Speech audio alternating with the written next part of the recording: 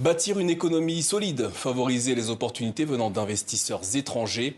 Le Gabon souhaite desserrer les taux de la dette et devenir un pays plus attractif en matière d'économie. Mais le pays doit faire face à d'importantes difficultés de trésorerie. La mise en ordre des finances gabonaises, c'est la mission de Charles Mba, ministre gabonais des comptes publics et de la dette. Monsieur le ministre, bonsoir et merci d'être avec nous. Merci, bonsoir. Alors vous êtes de passage à Paris, car hier, avec vos homologues, vous avez rencontré notamment le gouverneur de la Banque des États de l'Afrique centrale au sujet de l'obligation pour les compagnies pétrolières de rapatrier au sein de la banque sous-régionale les fonds de réhabilitation de l'environnement des gisements Tari. Alors, on ne va pas rentrer dans tous les détails, mais êtes-vous parvenu à un accord? Il n'y a pas lieu de parler tout de suite d'accord. D'ailleurs, vous m'interrogez sur cette question qui fait l'objet de discussions depuis plus de 6 ans. Nous sommes un peu surpris. Raison pour laquelle je vous demande si vous avez trouvé un accord. Voilà, l'accord se construit progressivement avec nos partenaires, les opérateurs économiques pétroliers et miniers qui opèrent dans nos régions. Nous avançons. Nous rencontrerons probablement à Washington à l'occasion de ces assemblées avec le Fonds monétaire et la Banque mondiale, nos partenaires, et nous espérons bien aboutir bientôt. Monsieur le ministre, un mot au sujet de l'actualité dans votre pays, le Gabon. Brice Oligui Nguema a donc remporté la présidentielle avec un large score. Le Gabon est-il, selon vous, entré dans une nouvelle ère? Bien sûr que le Gabon est entré dans une nouvelle ère depuis août 2023. D'ailleurs, en fait, avec cette élection-ci, les Gabonais ont permis au président Oligui non pas de gagner un pouvoir, mais en réalité, c'était l'occasion de lui remettre un vrai mandat pour continuer de bâtir le pays que nous avons commencé à bâtir depuis septembre 2023. Vous voyez donc un ministre confiant dans l'avenir parce que en réalité, nous écrivons une vraie page de liberté, de libération, d'enthousiasme et de construction de notre pays. Alors, monsieur le ministre, vous nous dites que vous êtes confiant dans l'avenir. Néanmoins, d'importants défis économiques attendent votre pays, le Gabon, notamment en ce qui concerne la dette. Comment prévoyez-vous de la surmonter? Bien, écoutez, lorsque nous sommes arrivés en septembre 2023, il faut dire des choses très, très simples. Je m'excuse de devoir donner quelques chiffres. Une dette de plus de 7 000 milliards que nous avons réduite en stock au 31 décembre 2024. Le stock a baissé.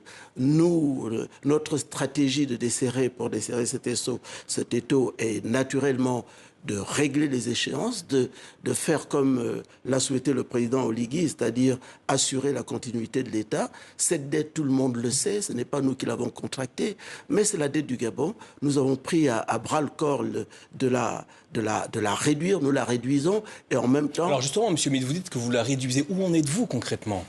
Je viens de vous le dire. Si vous voulez des chiffres précis, lorsque je suis arrivé à combien s'élève aujourd'hui la dette du Gabon? Écoutez, au 31 décembre, alors on va parler d'année en année, c'est mieux. Au 31 décembre, nous étions à 7 208, alors que quand je suis arrivé, elle était de 7 288. Autrement dit, le stock pur de la dette du Gabon a baissé de 260 milliards. Ce qui est une bonne indication. Ça veut dire que malgré que nous continuons d'emprunter, le stock est réduit pendant que nous payons les échéances. Alors vous dites que c'est une bonne indication. Néanmoins, le Fonds monétaire international projette une aggravation de la dette publique gabonaise avec un taux d'endettement dépassant les 70% du PIB. Oui. Est-ce que vous confirmez ces précisions? Non, je ne confirme pas du tout. Nous sommes toujours en désaccord avec les institutions de Bretton Woods sur notre taux d'endettement. Le fonds dirait plus de 70%, alors que nous disons 58 quand nous sommes arrivés, 56 aujourd'hui. Nous avons une tendance baissière vers 54%.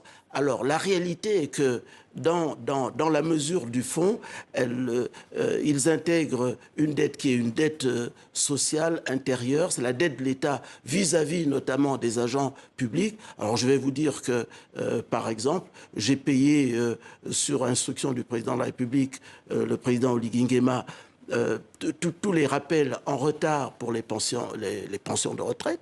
Nous avons payé les 2/3 des rappels de solde qui étaient en retard depuis 10 ans. Autrement dit, y compris cette dette-là est en complète diminution. Alors voilà pour la dette, monsieur le ministre. Néanmoins, quelles mesures concrètes votre ministère met-il en place pour diversifier l'économie gabonaise au-delà de sa dépendance aux hydrocarbures? Alors, la diversification, vous faites bien d'en parler. Je ne suis pas le mieux placé pour en parler parce que mon collègue ministre de l'économie est aussi dans la capitale. Mais je vous dirais quand même que, quelle est l'idée? L'idée est que nous diversifions notre économie en faisant autre chose que du pétrole, que des mines. Ça veut dire que nous avons une orientation vers l'agriculture, vers le tourisme. Nous avons envie d'une économie qui soit numérisée, donc nous allons développer les services, nous allons développer les métiers, etc. Il nous faut une économie diversifiée, en effet, et c'est ce à quoi nous allons nous atteler. Et j'ai grande confiance que dans les années qui viennent, notre économie soit parfaitement diversifiée. Oui. Enfin, Monsieur le ministre, comment comptez-vous prendre des mesures pour que les revenus issus des ressources naturelles bénéficient davantage à la population gabonaise? Écoutez, je dois dire que notre gouvernement, le gouvernement qui a été mis en place par le président Oligui, est un gouvernement particulièrement empathique. Comment faire pour que les richesses profitent aux uns aux autres? Il faut régler les problèmes de la vie quotidienne des Gabonais. C'est ce que nous faisons depuis que nous sommes au pouvoir. Je vous parlais tout à l'heure des pensions de retraite, je vous parle des rappels de solde, je pourrais vous parler des bourses scolaires des lycéens, universitaires. Je pourrais vous parler de la lutte contre la vie chère qui entraîne souvent que l'État mette la main à la poche pour soutenir les ménages gabonais. C'est notre marque de fabrique, l'empathie sociale, l'empathie envers la population et régler les problèmes de la vie quotidienne des Gabonais. Charles Mba, Monsieur le ministre, merci d'avoir répondu à nos questions au sujet de l'actualité, notamment économique, de votre pays, le Gabon. Merci à vous. C'est moi qui vous remercie.